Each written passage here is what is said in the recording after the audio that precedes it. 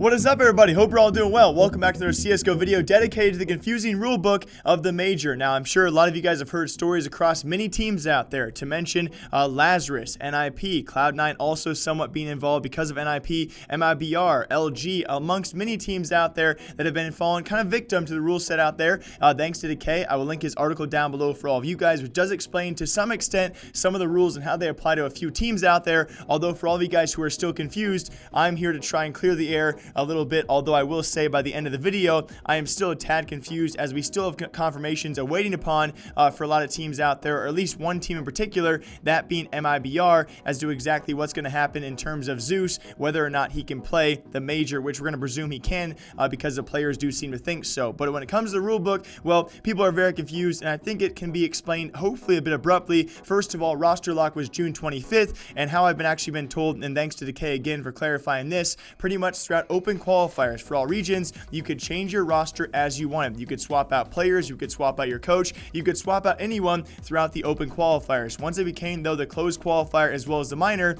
that is done. You cannot change your roster, you cannot swap for other players who had also played in the open qualifiers. So once you move past the open qualifier to either the closed qualifier or the minor, your roster is locked. You cannot swap or use players who also try to qualify through the open qualifiers unless you have a reserve player or a coach on your roster. You can freely swap them in the closed qualifier as well as the minor. So that right there seems pretty straightforward. And then of course we have the situation around Lazarus. If you guys did see their response about this, they ran into an entire slew of issues across that roster. Of course, they lost tens to Cloud9. They tried to pick up Ye. He'd already played the open qualifier, so they couldn't use him because that breaks the rule of once they'd actually made the closed qualifier and the minor, they could not use Ye because he also tried to qualify through the open qualifier. They couldn't come to a contractual agreement for FNS, so on and so forth. They had several player issues, and of course Swag could not even play on top of that. Although I think the confusing part about this is, yes, I don't think Lazarus had any option to really field the roster because they were missing so many players, but according to their own post, it was actually deemed an emergency situation, but they weren't allowed to actually add players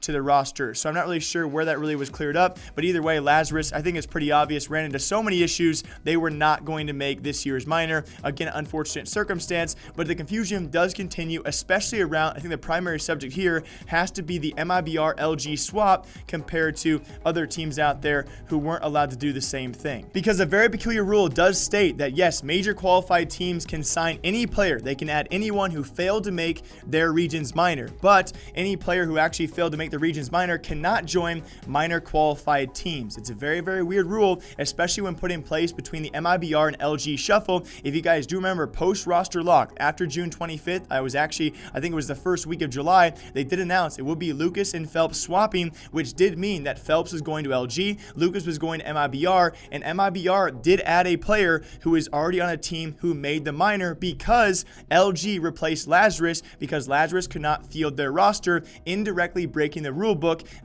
pretty clearly. Unless I did misinterpret something for all of you guys, major qualified teams cannot add players who their teams qualified for the minors, and they yet were still allowed to play with Lucas, who is on LG. LG replaced Lazarus, and they are in the minor. They have qualified for the Americas minor, yet they are still somehow stringently allowed to break that rule that other teams were not allowed to. Because you look directly at Plopsky for NiP. NiP have signed Plopsky, but he qualified for the European minor with Team Ancient, and therefore NiP cannot use him, and they'll be using Golden instead. So you have one team who is allowed to break this rule because it was done post roster lock and because it was Lazarus being replaced. So apparently LG making the minor through that manner has allowed them to actually have this leeway with the rule. NiP cannot abuse that. They cannot use Plopsky because his team qualified for the minor, yet MiBR can use Lucas even though his team also qualified for the minor. So there is where you understand at least some of the confusion. You understand where the rule was bent a little bit, but you also see the unfairness in that. Lazarus, a very confusing situation.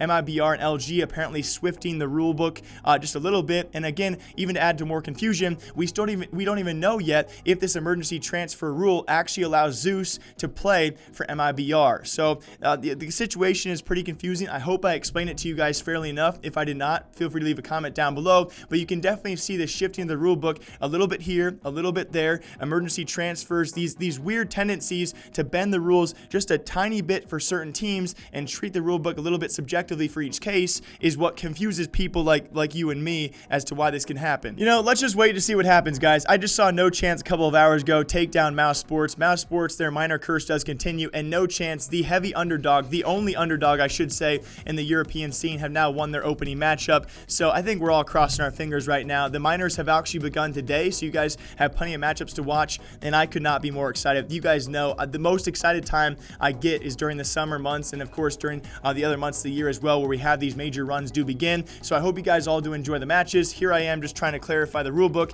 and I understand why you guys are confused. I know there's a few people out there saying the rule book is not that confusing. It can be. It certainly can be. So if you guys are confused, I'm right here with you. As always, hope you guys enjoy the minor matchups. I'll be back here tomorrow breaking down more CSGO news. Until then, take care, drink coffee, have fun, goodbye, see you later. Okay.